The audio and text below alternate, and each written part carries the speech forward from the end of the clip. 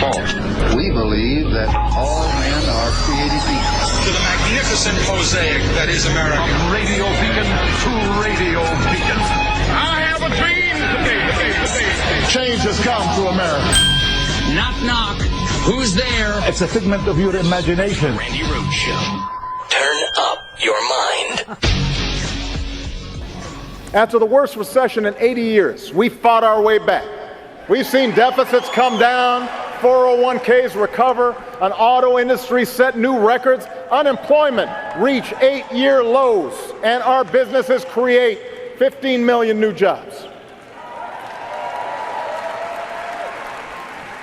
After a century of trying, we declared that healthcare in America is not a privilege for a few, it is a right for everybody. Sort of. Almost.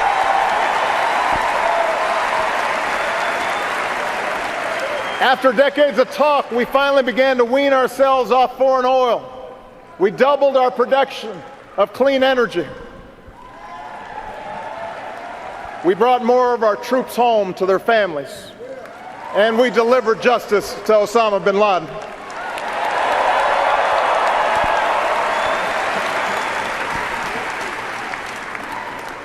Through diplomacy, we shut down Iran's nuclear weapons program. We opened up a new chapter with the people of Cuba, brought nearly 200 nations together around a climate agreement that could save this planet for our children.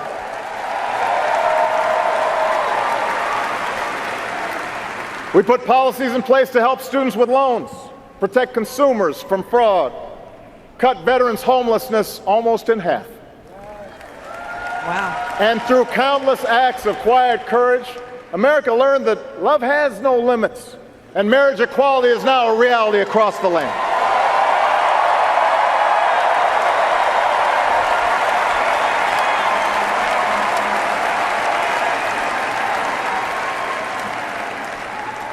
By so many measures, our country is stronger and more prosperous than it was when we started. Yeah. ¡Sí se puede! ¡Sí se puede! Ustedes tienen que aprender español. You know that? You don't know that? You have to learn Spanish. I'm so sorry, but you must learn the Spanish. You have to. Porque no entiende Tim Kaine. Sí, Tim Kaine dice, Hillary está lista. ¡Está lista! Estamos todos americanos. I think I said that incredibly wrong. Lo siento mucho. Yeah. Pero, ¿qué puedes decir? Eso es lo que un presidente estadounidense parece. You know what that means? No, you don't, because you have to learn Spanish. Tiene que aprender español. I feel like Tim Kaine now. Some people speak American sign. He speaks Spanish, and when he started speaking Spanish last night, I started speaking Spanish last night. Because if you don't use it, you lose it. Is what it is. And I haven't been to Costa Rica probably since last year sometime. I can't even remember. It's all been a blur. A lot of things have happened between then and now. But he started speaking Spanish. He was telling you what lista means. Lista means ready. It means ready. And he gave it like some meaning that I've never heard. Quite frankly, it means ready to fight, ready for. No, it's like if Howard is putting on his shirt and I'm ready to go, and he's still preening in front of the mirror, then I'll say, if we're in Costa Rica, I'll say listo. Like, are you ready? That's what it means. But anyway, he says Hillary is ready. She's ready. And, there's truly no one more ready. That's the crazy part, unless Obama decided to suspend the Constitution and run again, then you'd have that.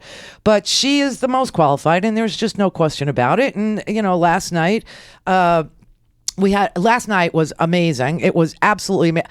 And I'll tell you what I'm talking about. Bill Maher had to follow Obama. That's amazing. Really. Hats off to you. Hats off to you. I don't know how you do that.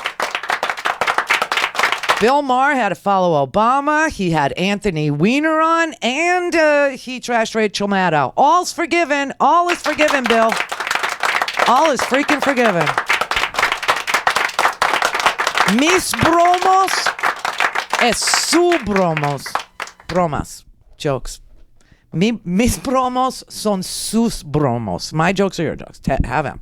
Yeah, but it was amazing. I mean, this was really an amazing night. Tim Kaine, you know, he's kind of progressive. I don't know what people are saying about, he's not that progressive. He's pretty progressive. I mean, the guy, his entire career has been spent in Jesuit service in Honduras. No H's en español.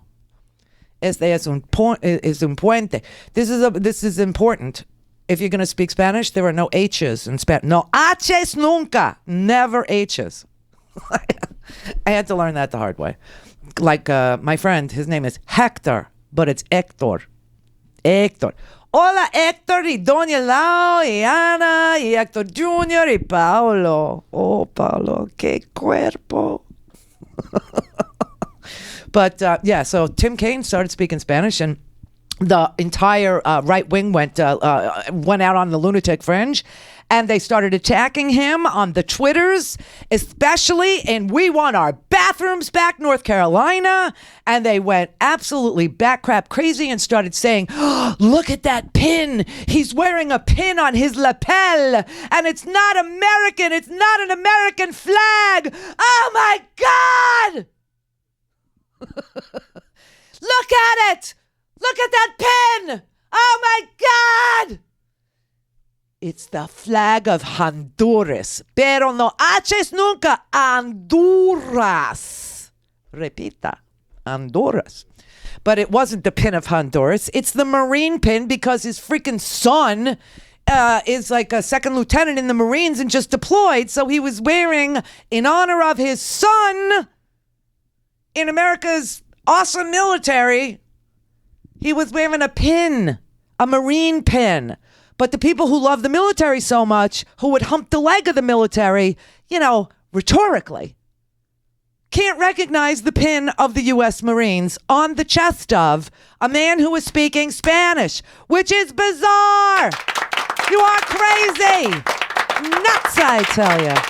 So the whole Twitter sphere lit up with that crap, and then they never apologized. They took down the tweet. Isn't that brave? They took down the tweet against the Tim Kaine, and then of course Donald Trump, idiot that he is. Is there any question that he listen, in normal world he would have lost the election yesterday when he said that he hopes the Russians would hack us and reveal Hillary's personal emails, which, by the way, all government employees, just so you know, a little point of fact, all government employees, not just the Secretary of State, not just the President, not just the Vice President, not just House members, not just senators, anybody who works for the U.S. government who uses a server who actually has personal emails on that server, they are entitled to take those emails off and keep them. They don't have to turn personal emails over. That being said, idiot boy Trump is wishing that the hackers in Russia, Cozy Bear and Fancy Bear, would hack us some more. I mean, it was breathtaking what he said. Now, then Katie Tur was in a press conference that he decided to have, and she asked him, doesn't that give you pause? Doesn't that give you... And the reason why this Katie Tur interview became so important is because today, the Donald is saying he was only joking. He was being sarcastic. It was all a big broma. Joke. It was all a big joke. It was just a joke. It was for a laugh is what it was. It was all for a laugh. But you know what? It doesn't wash. It doesn't wash. Because, listen, a lot of things about Donald Trump. First of all, he said he knew Vlad. He said he knew him. That they had both been on 60 Minutes. I don't know if anybody remembers this. I'm here to jog your memory. That they had both been on 60 Minutes and that they had bonded because, they were both in the same bullpen, the green room. turns out Vlad was interviewed from Russia and Donald was interviewed from New York. They were never in the same room, but he lied about that. Now he says he doesn't know him. He never met him. So how could he possibly know anything about it? So there's that lie. Then he said yesterday he hopes that Vlad would hack us and do cyber spying on us and actually engage in cyber warfare against the United States. Then he told Katie Tur that, of course, he thinks that should happen. Of course he does, because he wants to see these damn emails. And then this morning he said it was all a broma. It was all a joke. All a joke. So here's the Katie Tur, just so you have it. Do you have any qualms about asking a foreign government, Russia, China, anybody, to interfere, to hack into a system of anybody's in this country? That's up to the president. Let the president talk to him. Look, here's the problem. Here's the problem, Katie. Katie, here's the problem. Very simple.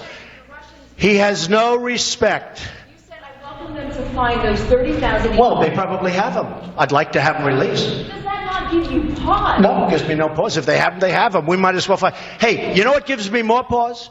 That a person in our government, here's what gives me more, be quiet, I know you want to, save her, that a person in our government, Katie, would delete or get rid of 33,000 emails. That gives me a big problem. After she gets a subpoena, she gets subpoenaed, and she gets rid of 33,000 emails, that gives me a problem. Now, if Russia or China or any other country has those emails, I mean, to be honest with you, I'd love to see them. You big bastard, you. You should have lost the election yesterday, but you got some crazy, sycophantic, blue-collar idiots out here in these Americas that are just so stupid that they make Sarah Palin look like the brightest kid in the class, okay? And that, you know what? Nicole Wallace was even saying that. Nicole Wallace was saying at least Sarah Palin was trying to learn. She made a little funny joke there, she did. She said, remember Nicole Wallace? Remember Game Changer? Remember they turned that into a whole freaking movie, right? And that movie was about how Nicole Wallace cried her eyes out because she couldn't vote for John McCain because he had picked Sarah Palin, and she was just the dumbest, F word that had come down the pike, and she just couldn't put her a heartbeat away from John McCain's president, from being the president of the United States. She couldn't do it. That's what that movie was about. And she was on Morning Joe this morning, and she was saying, well, at least Sarah Palin was trying to learn. Donald Trump, I don't know what the deal is. The question, why doesn't Donald Trump want to learn? It may be a little too late. Think about where you were, and I'm dead serious. At this point in the 2008 election, you had a vice presidential nominee, Sarah Palin, who was woefully ignorant when it came to foreign policy. I'm not. Hold on a second. No, that's not a punchline. That is a historical fact. She did not know the basics about foreign policy. Now, a woman that Donald Trump respects and has on the campaign trail. Now we have that with a Republican presidential candidate who has no desire to learn any more than he already knows. And let me tell you the difference. Sarah Palin went to bed with an open highlighter, smeared on her face most nights because she was trying to learn. And she was aware of, she was up all night studying, and she understood that she was on the ticket with a man who was respected around the world. John McCain's sort of prominence on national security matters in 2008 was undisputed. And so she was trying to learn. And I don't know if this is a gender thing, but he's not even trying to learn. I mean, he could read The Looming Tower and speak more eloquently about 9/11 and about, you could read 5 books, sort of nuance. And that's not change we can believe in. No. Creo que no. I mean, Nicole Wallace, who could not vote for her own candidate, John McCain, because he had picked the loony Sarah Palin, is now saying, at least she tried. So what does that say about Donald Trump? What does that say about him when Nicole Wallace, who was, McCain's campaign, I guess she was the press secretary for the campaign of John McCain. She's there, and Steve Schmidt is on MSNBC, and they're all saying, listen, Trump he's not our guy. He's not our guy. And then last night, we just hit it out of the park, I have to say, by highlighting just how crazy this election really is. Michael Bloomberg, who was a Democrat, and then a Republican, and then an independent. He's covered all your bases, okay? All of them. He was like, this is what you get when you vote for a freaking reality star. But she is the right choice and the responsible choice in this election. And no matter what you may think about her politics or her record, Hillary Clinton understands that this is not reality television. This is reality. Yeah, it is. So tonight, as an independent, I am asking you to join with me, not out of party loyalty, but out of love of country. And together, let's elect a sane, competent person with international experience. A sane person would be good. That she a unifier who is mature enough to reach out for advice. Mature. To build consensus and to recognize that we all have something to contribute. So let's elect Hillary Clinton as the next president of the greatest country in the world, the United States of America. Thank you. Michael Bloomberg, a billionaire. He actually said, he called Donald Trump a con man. He said, I don't even know if he's a billionaire. He's like, this was an amazing get, Michael Bloomberg, because Michael Bloomberg does appeal to independents because he is one. He also appeals to Republicans because he is one. He also appeals to Democrats because he was one. Stop and frisk aside. Very bad. Good endorsement. Like I said, no one's freaking perfect. If you're looking for perfection, look someplace else. You're not going to find it here, but this is a clear choice. A clear choice. 22 after.